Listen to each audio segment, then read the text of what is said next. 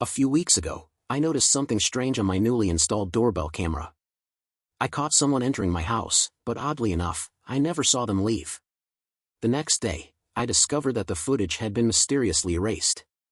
My curiosity got the better of me, so I decided to play detective and dig deeper. My soon-to-be ex-wife, Vanessa, was quick to notice that I was growing suspicious of her actions. She probably guessed I had seen something on that doorbell footage before she erased it. As I was setting up some cameras and recording devices inside, she finally came clean, admitting to having an affair that had been going on for nearly a year, basically the entire time I was away, helping my aging dad in Montana most of the week. She told me I deserved better and said she'd be fair in our divorce. She agreed to sell our house in Colorado Springs and split the money. There's even a chance she'll end up paying me alimony for a while or give me a lump sum. Most of our debt will be split, and the house sale should clear a lot of it, leaving us each with a little bit to start over. It's all so disheartening, and honestly, it feels like a lousy ending. I'll admit, I felt a lot of anger bubbling up inside me, and I wanted to get back at her somehow. But the truth is, there's no one to expose her to who would even care. On her affair partner's side, there's no one to reveal him to either. He's single or maybe divorced, and he seemed to know more about my marriage than I did. They weren't even that close, and who knows, this might not even be her first time doing this. But I decided not to dig deeper, it's just not worth the extra pain. This whole mess comes at a terrible time. I'm dealing with a lot, especially with my dad's health, and I just don't have the energy or will to fight anymore. Vanessa even offered to try and patch things up, but we both know there's too much damage between us. She knows I'm still haunted by being cheated on over 25 years ago, long before she and I ever got together. Some scars never really heal. Lately, I've been questioning if our whole relationship was just a rebound. But once I commit, I'm all in, maybe too soon, this time. Now, I can't even imagine trusting anyone again. Relationships just don't seem worth it anymore. So here we are, no confrontation, no revenge, no dramatic exposure, just two broken lives split apart. I've got to figure out how to rebuild myself without any pride or ego left. It's just another failure to add to the list. My life as I knew it is over, and I'm just going through the motions, running on autopilot. I don't even want to go back home, but I have to pack and get the house ready to sell, and then figure out where I'm going to live. I don't even know where I want to go. It all feels so bleak. I've wasted half my life on this, and now the future looks like a void. The only thing that gets me out of bed is taking care of my dad. The only blessing is that we didn't have kids, so once the divorce is finalized, I won't have to keep seeing her. But that's going to take some time, and every time I hear her voice, it just tears me apart all over again. I torture myself by looking back at old photos and remembering the good times, even though I know I need to move on. I lie awake at night, picking apart everything I did wrong, convinced I was never good enough. Why do I always end up on the losing end? Now I'm just old, broken, and stuck with a life that feels completely empty. I don't have any hopes or dreams left, just me and my thoughts. Even though I told her not to contact me, Vanessa hasn't reached out since I left. Not a single sorry or are you okay? It's like she's just living her life as if nothing happened. During the Christmas before last, we were talking about our lack of intimacy. I brought up how, years ago, we had gone through multiple failed IVF attempts. After that, I became terrified of getting close to her, afraid of facing another loss. We both struggled and needed therapy to pull ourselves out of our deepest depressions. Now, looking back, I think maybe I made things worse by not addressing my fears. After she admitted to cheating, I said something awful. I told her she deserved to lose our kids because of the kind of person she is. I've been thinking of sending her an apology text for that comment. Maybe bringing up my fears back then triggered her memories of that painful time and pushed her away. My therapist and I had talked about my fears, and we decided it wasn't the right time to bring it up with Vanessa, but maybe she blames me for our intimacy issues. What if this is all my fault? I couldn't stop myself from calling her, even though I knew she probably wouldn't pick up. I left a voicemail, apologizing for what I'd said and admitting it was hurtful and not true. I told her I'm sorry we ended up here, and I hope she finds what she's looking for. Last night, Vanessa called me back. She said she appreciated the apology and knew I said those things just to hurt her. We didn't talk much after that, just some apologies and the usual back and forth. I told her I'd be coming back home this weekend but needed her to stay away. It was mostly civil, but I made it clear I didn't care where she went.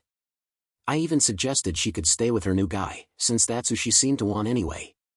She denied it, insisting she wanted me back and that we could fix things. She begged for one more chance, claiming this was her first time doing anything like this and promising to do whatever it took to make it right. Deep down, all I wanted was to go back to any moment from the past year, even the worst moments in our lives, just anything but this. But this time, I stood firm. I told her I couldn't see a way for us to move forward now. It's been a whole year, and I can't imagine feeling the same way about her again. I asked her just one question: how many times? She went quiet for a long moment, and I didn't say anything else. Finally, she asked if I really wanted to know, saying she didn't want to hurt me even more. I told her I needed to know. That's when she dropped the bomb. It started out as just a few times in the beginning, but after about a month, it became almost every day when I was away, sometimes even on weekends. For about 6 months, it was constant, and then in the last few months, it slowed to once or twice a week. I muted the call and let out some of the pain. She'd been with him more times in 1 year than we'd been intimate in the last decade or more, maybe even more than when we first got together. It felt like hundreds of times. I wanted to ask more, if he was better, if he was more of a man than me, what they did that I couldn't, but I couldn't take any more. I told her to go to him this weekend so I could be alone at the house and gather my things. I don't even have a permanent place to take my stuff yet. I've been up all night with a bottle of good bourbon, trying to keep it together while dealing with the hangover. As agreed, I went back to the house to pick up some things. Thankfully, she wasn't around. I gathered some important documents I'd forgotten last weekend and started packing my clothes and other belongings. Everything was going faster than I expected. I had my earbuds in, trying to stay upbeat with some good music while I worked. I headed down to the basement to grab a few more things. I was doing my best to keep moving forward before I spiraled. While I was down there, I faintly heard water running in the pipes over my music. It took me a moment to realize what it was, but then it clicked: the shower was on upstairs. I thought, what the hell? I decided to make myself a cup of coffee and step outside to my car. At first, I considered just driving away, but I ended up sitting in the driveway, feeling completely stunned by everything. I started drafting a nasty text to her, but then thought better of it and deleted it. I didn't want to leave behind any evidence of my anger. While I was outside, my new neighbor, Mark, walked over and introduced himself, seeing me standing there with a smoke. I tried to be polite without revealing too much, but he could probably sense something was off. Just as we were about to wrap up our chat, the garage door opened, and there she was, standing behind her car. Vanessa awkwardly joined the conversation for a moment before the neighbor, sensing the tension, made a quick exit. Once inside, I was still in shock. I asked her why she was there, and she explained she couldn't check into her new place until later and had been at the gym. Yeah, that damn gym again. She wanted to shower and pick up a few more things, thinking it wouldn't be an issue. I just stared at her, feeling like I was looking at a stranger. After a brief, uncomfortable apology, she suggested we shouldn't rush into decisions while everything was still so raw. Maybe we should try more counseling, she said, because she knows we still love each other, blah blah blah. I looked her dead in the eyes and simply said, no. Please leave. I have things to do, and you agreed to stay away. I told her this mess was her doing, then I went back down to the basement. I'm sitting here now, typing this out while trying to calm myself down. I just heard the garage door close, so thankfully, she's gone. But I'm still a wreck. I want to get back to packing, but my bourbon collection is sitting there, tempting me. I've already had one drink, and if I keep going, today's going to be even worse. Sunday came, and after another sleepless night of packing, I felt like I was barely holding it together.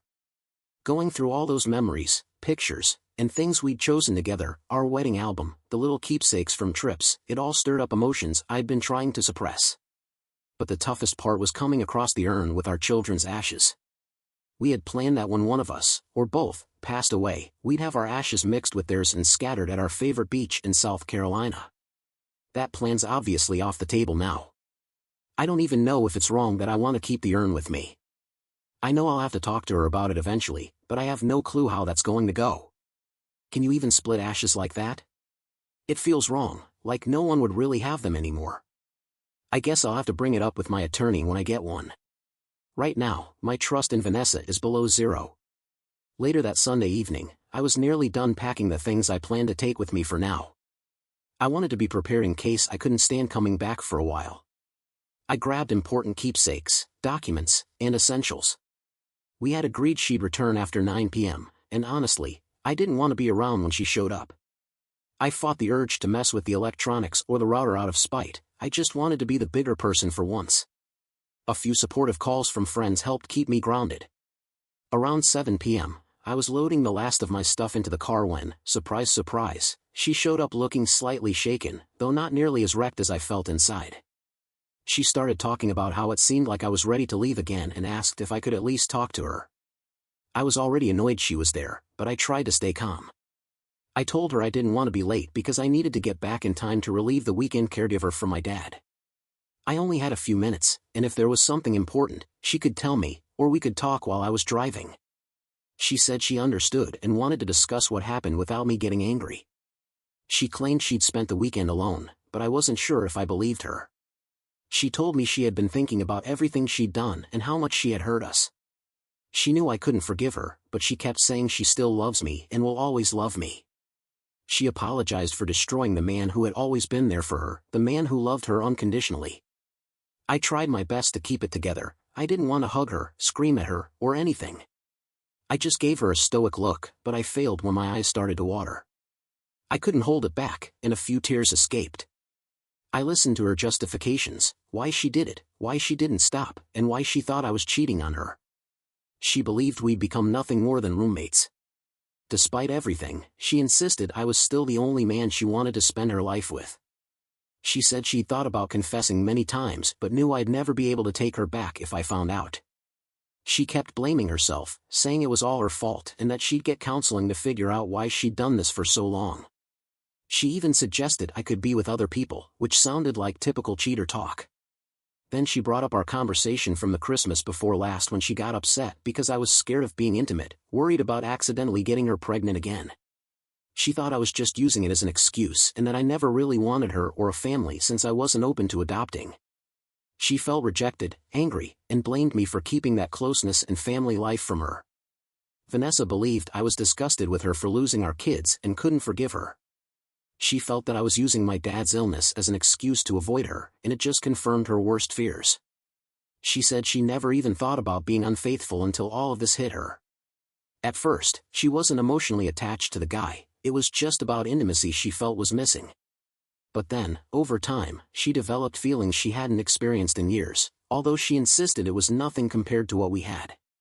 She claimed it was over with him and hoped we could find a way forward, even if we had to split for now. She asked if we could take some time before finalizing the divorce, saying she deserved another chance because she felt I hadn't been honest with her either. I couldn't hold back anymore. "Do you seriously think you deserve a chance after a whole year of this?" I blurted out. I'd shared my deepest fears in therapy, and I never wanted this kind of mess to happen. I tried so hard to connect with her over the past few years, to be romantic and show her how much I cared, but she barely noticed. I thought that by opening up and being vulnerable, we'd get closer. But instead, she used everything against me and destroyed my life. The thought of ending it all crossed my mind every day, and she admitted she'd thought about it too but decided against it for my sake. For my sake? I yelled. You could do this to me for a whole year?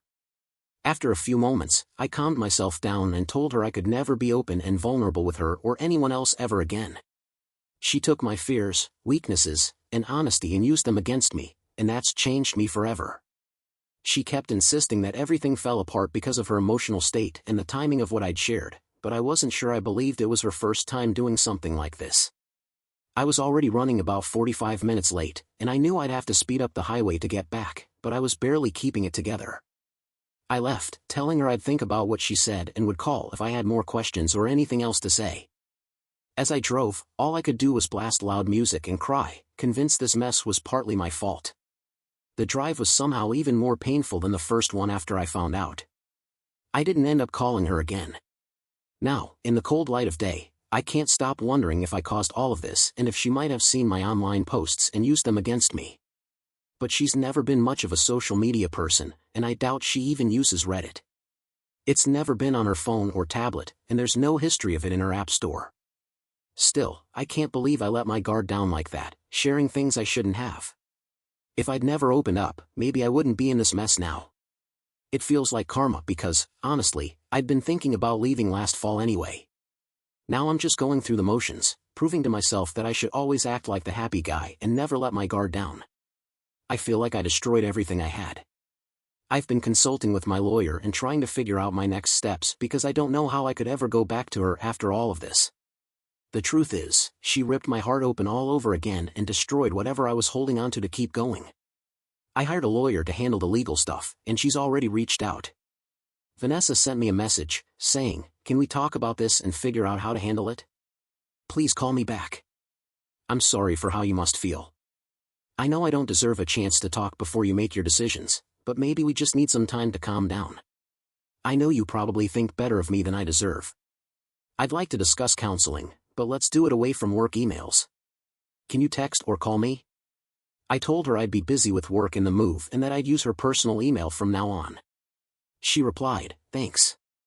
Think about what I said. I hope you have someone to talk to. I know you always take care of others more than yourself.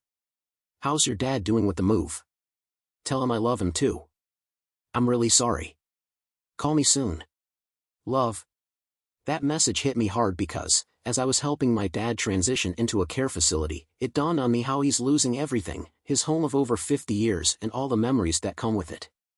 Imagine what it's like for someone with dementia to be uprooted like this, reliving the same heartbreak every time they forget. I've been doing my best to handle it gently, sorting through what he really wants to keep, but it's tough. What really stuck with me from my conversation with Vanessa was how she mentioned not sending things to work. At first, I thought she just meant keeping personal stuff away from her work email, which makes sense. But then it clicked, she must have been using her work phone to communicate with the guy. Her personal phone was always clean, I'd even updated it for her when she got a new smartwatch last Christmas. I guess I could have missed something, though. Anyway, off we go. Update: it's been about a month since my last post about how my life and my wayward wife, Vanessa, have been going downhill. Things have gotten better and worse at the same time. For those interested in the whole backstory, you can check my previous posts, but to keep it short, my wife of over 25 years cheated on me for about a year while I was taking care of my dad most of the week. On the bright side, my dad's been in the care facility for over a month now and seems to be adjusting well. I visit him often, and he's usually happy to see me and still recognizes me most of the time. I've managed to pack up and sell all his stuff, and I'm hoping to close the real estate deal this week. As for me, I found a temporary place to stay. I'm crashing at a friend's house near my job, which is working out well for now. I thought about getting an apartment right away, but this arrangement is good enough in the short term. Now, let's get into the rest of it. I've officially served Vanessa with divorce papers, but her lawyer responded aggressively. Recently, I had to deal with a maintenance issue at our old home. It wasn't a big deal, but it needed to be fixed quickly. Luckily, she wasn't there when I arrived. I met with the contractor, sorted it out, and hoped to be out of there before she got back. It took a few hours, but I managed to get everything done. Of course, my luck couldn't last. Later that day, I got a call from the hospital. I'm still her emergency contact, so it wasn't a huge surprise. Vanessa had called an ambulance, thinking she was having a heart attack, but it turned out to be a panic attack. She also told the doctors she'd been having constant self-harming thoughts, so they admitted her for observation. She's been in the hospital since, and I had to call her boss to let them know she'd be out for medical reasons. After speaking with the doctor, I realized I needed to see her. The doctor said I could visit since Vanessa had requested it, but I had to remain calm because she was in a fragile state. I was torn. I didn't want to visit if it was just another manipulation tactic, but I also didn't want her to be alone and struggling. Vanessa has had mental health issues before, along with a chronic condition she's dealt with her entire life. During those tough times, I was always there for her, supporting her 100%.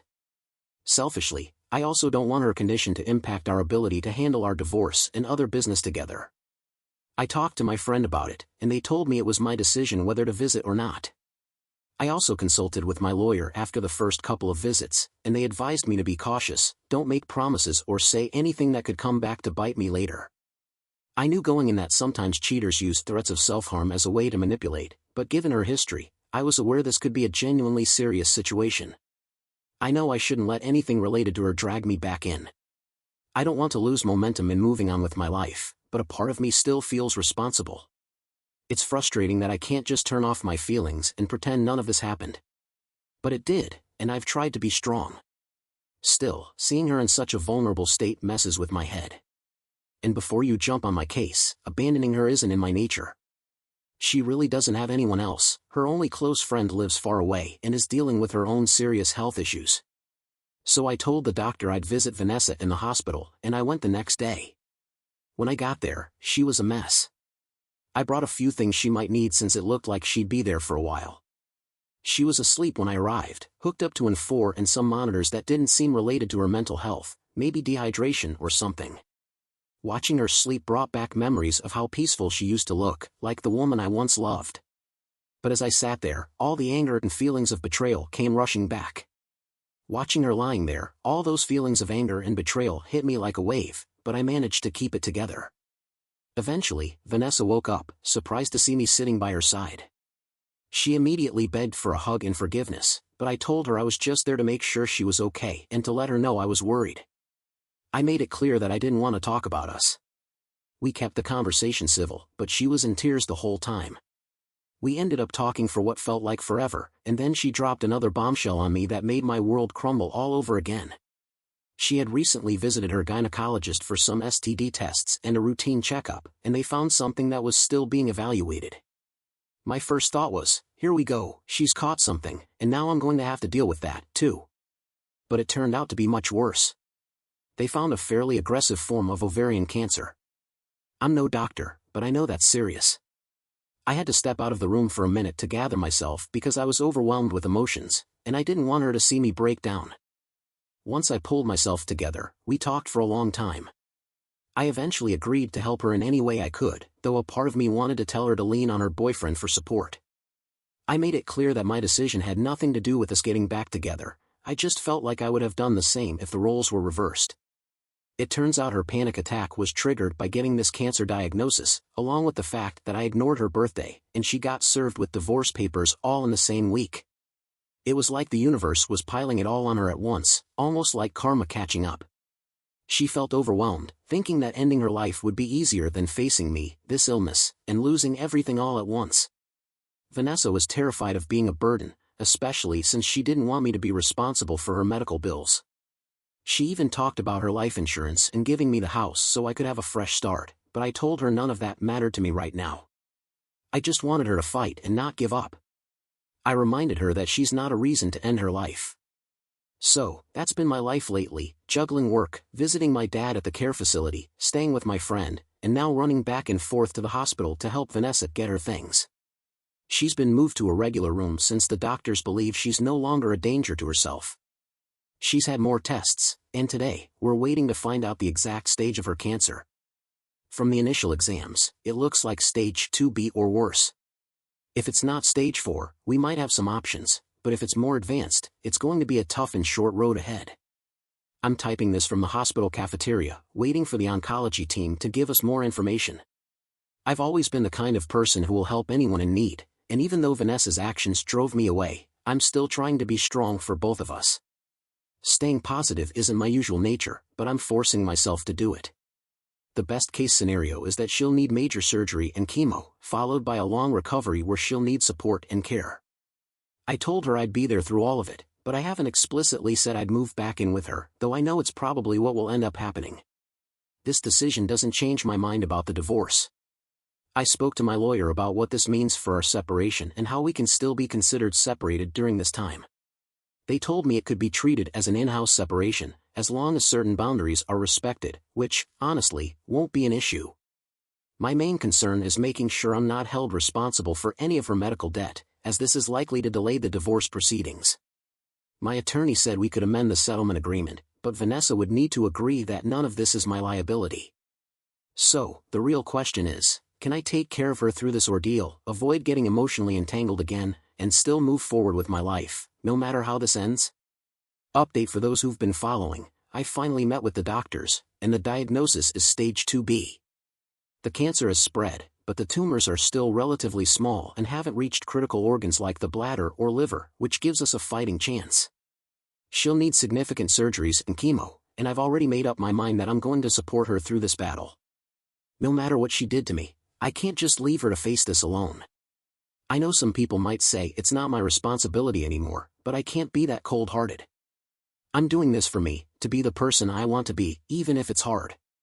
Despite all of this, I'm sticking to my decision to proceed with the divorce. Unfortunately, it looks like I'll have to move back in temporarily to provide the care she needs, under the condition of in-house separation. I've discussed this with my lawyer, and they understand where I'm coming from. We can still count this as separated time as long as we maintain clear boundaries, which won't be an issue for several reasons. Vanessa also needs to understand that my support comes with conditions. She cannot make the divorce more difficult or drag out the process as she originally intended. I've agreed to give Vanessa some time to get better situated. I feel a little guilty, like I'm bargaining with her life, but everyone has their limits. She's scheduled for surgery in the next few days for additional biopsies and a major operation. The treatment plan is aggressive, but it's the best chance to stop the spread now. I don't need all the specifics. What I do know is that if she hadn't been caught up in this mess, her cheating might have actually saved her life by getting her to the doctor sooner. So, in some twisted way, someone gets a win out of this situation. I appreciate all the comments and advice I've received. I know they come from a good place, but ultimately, these are my decisions to make. I just want this chapter of my life to move forward and eventually close. After this, I can't keep feeling obligated to anyone but my dad. It feels like any attachment just leads to more pain, but maybe that's on me for getting attached in the first place. I'll keep an eye on this account and might post updates, but for now, this is the path I've chosen. I've been at the hospital with Vanessa since yesterday morning, and it's been really rough, just like everything else lately. She's in bad shape. During her surgery, her heart stopped, and they had to cut it short because her blood pressure was out of control, among other complications. The surgeons managed to remove a significant amount of the cancer, but not all of it. She'll need more surgery, but right now, it's too risky. Last night, she had a seizure that caused more bleeding, so they rushed her back into surgery, even though it wasn't initially recommended. They had to stop the internal bleeding. She made it through the second surgery earlier this morning, but she's been drifting in and out of consciousness. The medical team is doing everything possible to prevent a stroke, but I'm scared she won't make it. I haven't slept in 2 days, just imagining the worst possible outcomes. She's a bit more stable now, but it's still a very delicate situation. Adding to all the stress, while waiting for her initial surgery, I used her work phone and saw a message from her affair partner from a few weeks ago, sent from an unknown number. She'd blocked his old number, but the conversation was still there, and I kept it as evidence. In his message, he was asking how she was doing and apologized for how he treated her the last time they met. There's a whole backstory there that I don't want to get into, but things between him and Vanessa got messy and even dangerous. He'd reached out to her, and she met him to avoid legal trouble, but it happened anyway, about a month ago. I saw her response to him, where she called him the biggest mistake of her life, said she regretted ever meeting him, and told him not to contact her again for everyone's safety. I don't put much stock in this because I found it myself. She didn't admit anything to me directly, so clearly, she's still keeping her secrets. I went through everything, her work emails, personal accounts, even back before last year, and found nothing suspicious, but it doesn't change my mind about the divorce or helping her through this. I'm just venting because everything is such a mess right now. Vanessa might live or die without ever knowing I found out about this, and the only thing it proves is that she's still capable of lying to me. We might never get the chance to talk about it, and honestly, it might not even matter at this point. At this point, I feel like I'm done posting. None of this really matters if she doesn't survive or ends up with brain damage or worse. I'll still do what I can for her and hope for the best, but I'm always bracing for the worst. Right now, the best thing I can hope for is to get some actual sleep before the week is over. The latest episode of this ongoing nightmare is that Vanessa's condition has been all over the place, mostly trending downward. The doctors suspect she had a minor stroke, but she's still hanging in there, showing slight improvement over the weekend. She's been conscious more frequently but is in significant pain and heavily medicated. They've moved her out of the ICU, and she's likely to head into rehab before she can come home. On Thursday, I got a call from Vanessa's best friend, Emily. We hadn't spoken since all of this began, and I figured she was just standing by Vanessa no matter what. The night after Vanessa's first surgery, I left Emily a voicemail just in case they hadn't been in touch, letting her know that Vanessa's condition was critical and that she might not pull through. I told her if she wanted to see Vanessa, she needed to come soon, just in case the worst happened. Emily and I never really bonded, but she and Vanessa have been inseparable since their teenage years and even went to college together. We've crossed paths during holidays and a couple of vacations, but she's always been closer to Vanessa. So, when Emily reached out, I wasn't sure what to expect. She's been Vanessa's confidant through thick and thin, so I knew she probably had a good idea of what was going on, but hearing from her directly brought everything into a sharper focus. I didn't know if she was calling to support Vanessa or to give me a piece of her mind about everything that's happened. Regardless, it was a reminder of how interconnected our lives have been, despite all the chaos. Emily was understandably shaken by what I told her, and she expressed that she wanted to visit Vanessa but was also struggling with her own feelings about everything. She kept her distance initially, trying to figure out how to process the betrayal and the severe turn Vanessa's health had taken. We exchanged some awkward pleasantries, and she reassured me that she wasn't here to judge. She just wanted to be there for her friend, no matter what mistakes Vanessa had made. It's hard to hate someone when they're on the brink of losing everything, even if you want to. Vanessa's situation feels like a twisted soap opera with no clear resolution. I don't know what the future holds, but for now, I'll keep doing what I have to do, taking care of her, managing my own life, and trying to find some semblance of peace in the midst of all this chaos. It's not easy, and I'm still struggling every day with my decision to stay involved, but I can't turn my back on her now. I'm in it for the long haul, whether I like it or not, and all I can do is hope that one day, this nightmare will finally end. On Thursday, Emily called and expressed how sorry she was that we were all going through this. She said she wanted to come see Vanessa and asked if she could stay at the house. I figured she must have assumed I was still living there. I told her she could stay and use Vanessa's car if needed. I've been at the house part-time, so it's not completely empty, but I'm not there every night, and it still hurts to be in my own home. I agreed because Emily has always been a good person, and I know losing her friend is weighing on her heavily. That evening, I picked her up from the airport, and we went straight to the hospital. On the way, we talked more about Vanessa's condition and everything that had happened since her surgeries. Emily finally opened up, telling me that she knew what had gone down between Vanessa and me. She said Vanessa had only confided in her a few days before she was first hospitalized, after getting the news about the cancer and being served with divorce papers. Emily admitted that she and Vanessa hadn't been in touch much over the last year, not like before, but she had assumed it was because Vanessa was struggling with her health issues and wasn't good at dealing with the idea of losing her best friend. The crazy part was that Emily shared how she had suspicions about her own husband cheating and that they had been trying to work through it. She believed it was just an emotional affair, that he had developed feelings for someone at work but hadn't acted on them. Eventually, he realized what he was risking and recommitted to their marriage, or so she said. I didn't respond much, other than suggesting she make sure to verify whatever he was telling her. I hadn't seen anything about this in Vanessa's texts, but since we're all in our 50s, we're more likely to make phone calls than send texts, so it made sense. The irony of it all was a real slap in the face. Emily had been advising Vanessa on how to approach her own husband about the affair and navigate their marriage counseling. She was helping her set boundaries and demand the respect she deserved. Emily admitted that when she found out about Vanessa's actions, they had a huge argument. She wasn't sure if they could stay friends after discovering how deceitful Vanessa had been to both of us. Emily even told me she had cursed Vanessa out, saying she deserved whatever consequences she faced in the divorce. That was surprising because Emily is usually pretty reserved, religious, and doesn't use foul language. After the argument, Vanessa had tried calling Emily a few times, but Emily ignored the calls. She told me that's why she hadn't answered when I first reached out. She thought I might be trying to drag her deeper into the situation. But when she heard my voicemail about Vanessa's condition, Emily realized she couldn't stay away. She didn't want their last words to be from a heated argument and decided she needed to see Vanessa, just in case the worst happened. We spent a lot of time together over the weekend, but don't get any wrong ideas, it was all platonic. Emily shared more insights with me after her visits with Vanessa, and we ended up talking late into the night on several occasions. It was oddly comforting because she never pressured me to stay with Vanessa, but I could sense that after each visit, she was growing more sympathetic toward both of us. Last night, Emily dropped another surprise on me. Vanessa had asked her to talk to me about a DNR, do not resuscitate, order and what to do if her condition worsened. Vanessa wasn't sure if, under those circumstances, I'd be able to make the call to take her off life support.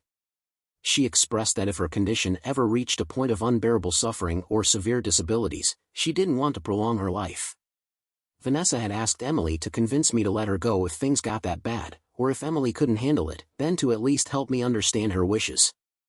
I wasn't even sure what the legal boundaries were in our state, beyond the obvious like brain death. Tonight, I plan to discuss all of this with Vanessa, but I honestly don't know what to say. I'm the type of person who believes in not prolonging someone's suffering, and I'd like to think I'd make the right choice if it came to that.